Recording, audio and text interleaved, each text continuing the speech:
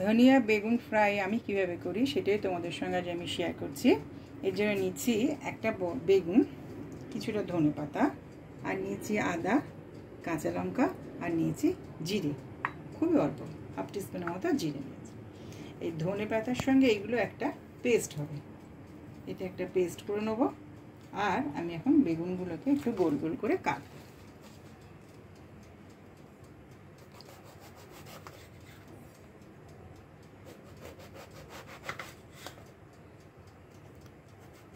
বেগুনগুলো কাটা হয়ে গেছে, আমি গ্যাস অন করে প্যানটা বসিয়ে দিয়েছি। এবার আমি এতে সর্ষের তেল দেবো, কারণ বেগুনগুলোকে ভাজবো। আমি দিয়ে দিচ্ছি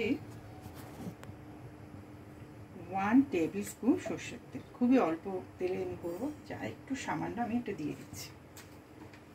আমি বেগুন ভাজা খুবই অল্প তেলে করি, চাপা দিয়ে দিয়ে।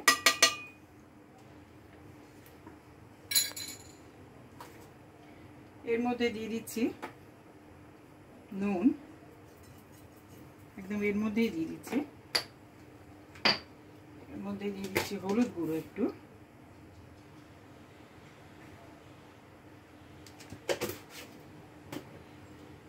আর দিচ্ছি সামান্য আটা।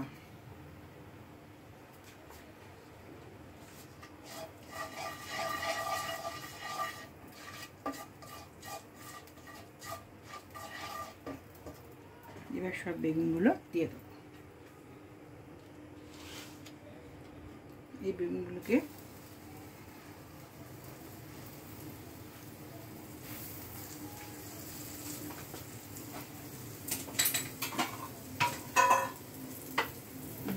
ভেজে নিয়ে আসছি, খুবই সিমে আমি এগুলোকে কিন্তু ভেজে নিয়ে আসছি। আচ্ছা, এই পেস্টের সঙ্গে একটা জিনিস তোমাদের বলতে আমি ভুলে গেছি। ধনেপাতা, আদা, জিরে, কাঁচা লঙ্কার সঙ্গে আর দিয়েছি কতগুলো কিশমিশ। আমার এখনো পুরো কমপ্লিট হয়নি বাটাটা, তাই তোমাদের দেখিয়ে নিলাম। এটা একটা পুরো পেস্ট করে নিয়ে আসছি।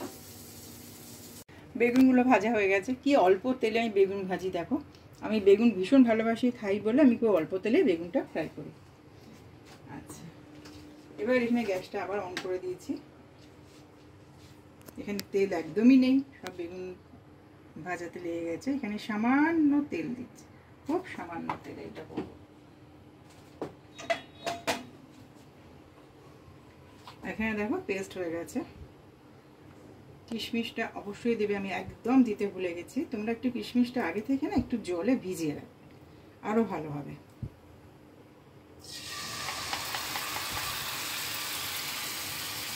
পরিষ্কার করে নিয়ে এখান থেকে সামান্য জল দিয়ে, এই বাটিটা দিয়ে আমি একটু জল দেবো।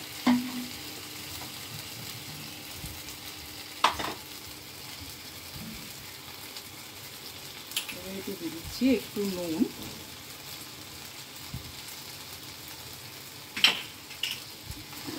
আর দেবো চিনি, অল্প চিনি,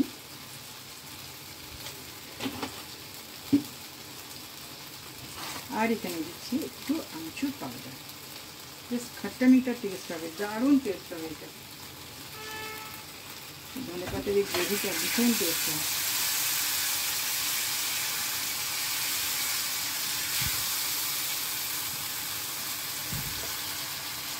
একটু কমিয়ে দিই।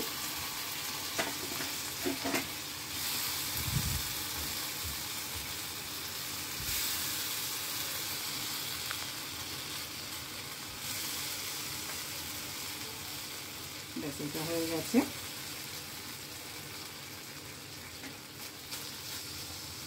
গ্যাসটা বন্ধ করে দিচ্ছি। একটু ঠান্ডা হলেই আমি বেগুনের উপর দিয়ে দেবো।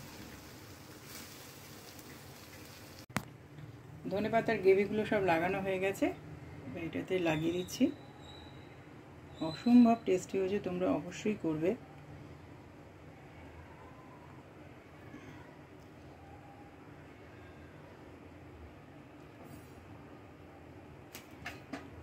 আর এবারে দিচ্ছি ধনেপাতা একটা করে।